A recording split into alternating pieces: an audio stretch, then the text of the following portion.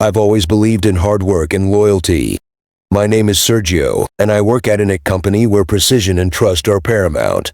My life was well structured, a fulfilling job, a cozy home, and my wife, Anna, who I adored. We had been married for 6 years, and I thought our love was unshakable. Little did I know, the stability I cherished was about to be shattered. It all started innocently enough.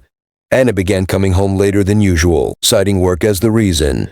She seemed distracted, often lost in thought, her phone always within reach. I brushed it off as stress until one evening, I noticed a message flash on her screen from someone named Mike the Electrician. It struck me as odd, but I didn't want to jump to conclusions. A week later, I returned home earlier than expected and found Anna hurriedly putting away her phone.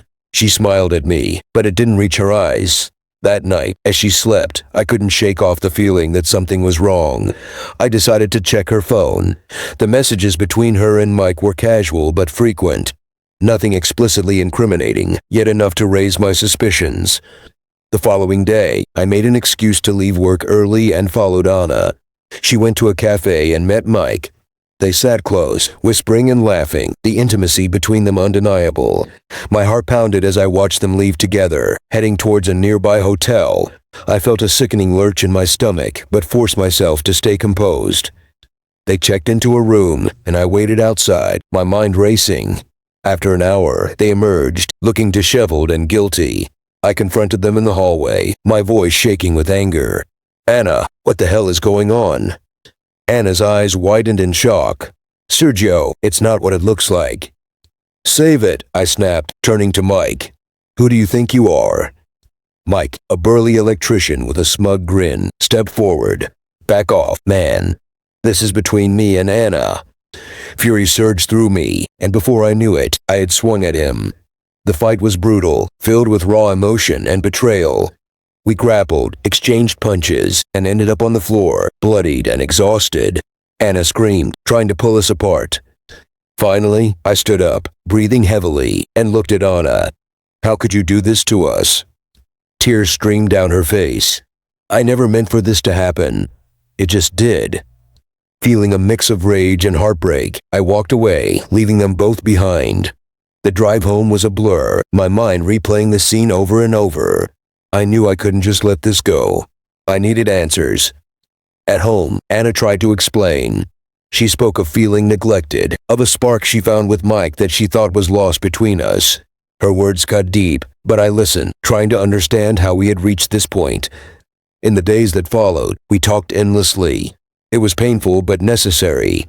We sought counseling, both together and separately, to make sense of the mess our lives had become. Through it all, I realized that while Anna had betrayed me, there were cracks in our relationship that needed mending. Mike, on the other hand, was a different story. He had a reputation for getting involved with married women, and Anna was just his latest conquest. Knowing this didn't lessen the pain, but it gave me perspective. Our marriage wasn't perfect, but it was worth fighting for. One day, I decided to dig deeper into Mike's past. It wasn't hard to find stories about him. A few discreet inquiries among friends and neighbors revealed a pattern. Mike had a knack for charming married women, offering them the excitement they felt was missing in their lives. It seemed Anna wasn't the first, nor would she be the last if someone didn't stop him. I reached out to a few of the husbands whose wives had also been involved with Mike. We formed a reluctant alliance, sharing stories and evidence.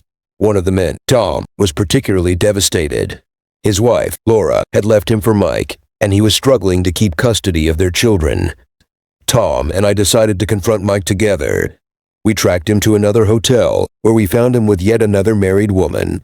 This time, the confrontation was more calculated. We recorded the interaction, ensuring we had proof of his manipulations. Mike's smug demeanor faltered when he realized he was being exposed. "Your game is up, Mike," I said, holding up my phone. "We have enough evidence to ruin you." Mike's face turned pale. "You can't do this. It's not my fault your wives were looking for something you couldn't give them." Tom stepped forward, his voice shaking with anger. "You've destroyed enough lives. It ends now." We didn't resort to violence this time. Instead, we took the evidence to the police and filed restraining orders. Mike's reputation was tarnished, and his electrical business suffered as word spread about his predatory behavior. Meanwhile, back at home, Anna and I were making progress. Counseling helped us uncover deep-seated issues we hadn't addressed before. We started to reconnect, rediscovering the love that had brought us together in the first place. It wasn't easy, and there were times when the pain of betrayal felt insurmountable, but we were determined to rebuild our marriage. One evening, as we sat on the porch, Anna turned to me with tears in her eyes. "Sergio, I'm so sorry for everything. I never want to hurt you again." I took her hand, feeling the warmth of her touch. "We'll get through this, Anna, together." Our journey was far from over, but we were on the right path. We had faced betrayal, fought for our love, and come out stronger. Life isn't always perfect, but it's the struggles and triumphs that define us. And through it all, I learned that true love can endure, even in the face of the deepest betrayal. Months passed, and the healing process was slow. Anna and I worked hard to rebuild trust, to rediscover the love that had brought us together in the first place. It wasn't easy, but we were committed to trying. Our efforts paid off. Slowly but surely, our relationship improved. We started new traditions, spent more time together, and learned to appreciate the small moments that made our life together special. We celebrated our 10th anniversary with a trip to the place where we had honeymooned, rekindling the romance and joy of those early days. We watched our children grow, finding new pride and joy in their accomplishments and their unique personalities. As for Mike, he eventually left town, his reputation in tatters. The community had rallied against him, ensuring he couldn't easily start over elsewhere. The other husbands and I maintained a supportive network, helping each other through the aftermath of our wives' infidelities. It wasn't just about Mike, it was about healing and moving forward. Looking back, I see that the challenges we faced were a crucible, forging us into stronger, more resilient people. Anna and I learned to communicate better, to appreciate each other more deeply, and to cherish the life we had built together. But then, a twist of fate brought unexpected news. Anna discovered she was pregnant. The timing was surprising, considering the emotional turmoil we had been through. It was a blessing that reignited our hopes and dreams. We welcomed our baby girl into the world, and she became a symbol of our renewed commitment and the fresh start we both desperately needed. Life continued with its ups and downs, but Anna and I had become adept at navigating challenges together. Our love had been tested, but it had emerged stronger and more resilient than ever. We learned to cherish the moments of joy and support each other through the tough times. We had faced the worst and come out victorious, knowing that our bond could withstand anything. Several months later, as we were settling into our new routine as parents, I received a call from Tom. He sounded anxious. "Sergio, I need to talk to you. It's about Mike." I was intrigued and concerned. "What about him?" Tom explained that Mike had resurfaced in a nearby town, using a different name and continuing his predatory behavior.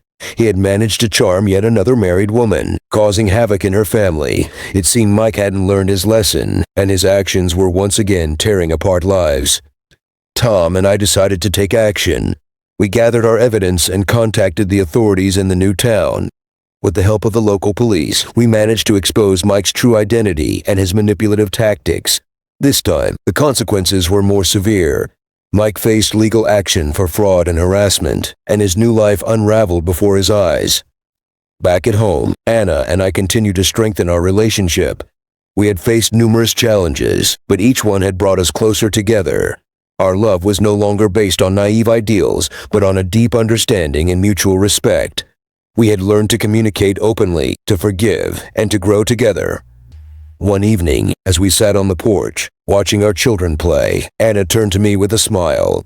"Sergio, we've been through so much. I can't believe how far we've come." I nodded, feeling a sense of pride and contentment. We've faced the storm and come out stronger. Our love is unbreakable. As the sun set, casting a warm glow over our home, I realized that our story was one of redemption and resilience. We had faced betrayal, fought for our love, and emerged victorious. Life wasn't always